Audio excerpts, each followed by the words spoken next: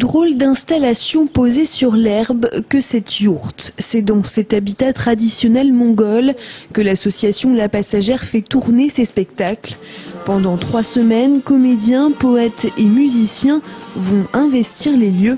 Une idée née par hasard. On s'est dit pourquoi pas y faire du théâtre là-dessous et c'est un édifice qui est une structure qui est ronde, donc le côté rond c'est joli, c'est intime, c'est chaleureux, c'est fait qu'avec des matériaux naturels, c'est vraiment en harmonie avec les hommes et avec la nature. Ça se démonte et ça se monte rapidement, en quelques heures, ça se pose, donc ça se plante pas comme un chapiteau, donc on peut le poser sur du béton en pleine ville ou on peut le poser à la campagne.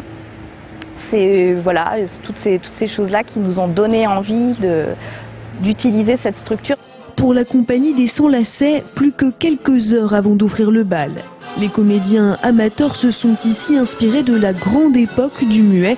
Chaplin et ses farces ne sont pas loin. Et jouer dans à peine 25 mètres carrés face à 50 spectateurs, ce sera une première pour la troupe. C'est très différent d'un théâtre habituel, donc va falloir s'adapter et puis voilà, on va voir les visages, on va voir je pense aussi plus les réactions du public, on va les avoir proches de nous, donc ça va être aussi plus difficile.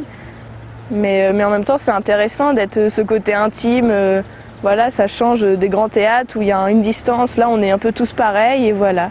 Au cours de ces 3 semaines, passeront le collectif Slam 37, les Belles de Mai ou encore l'association Touraine Mongolie. Du tournoi de poésie aux ateliers pour enfants, sans oublier les contes mongols. Histoire de rendre hommage à cet endroit particulier et itinérant, la yourte et ses occupants mettront le cap sur Saint-Cyr-sur-Loire au mois de décembre.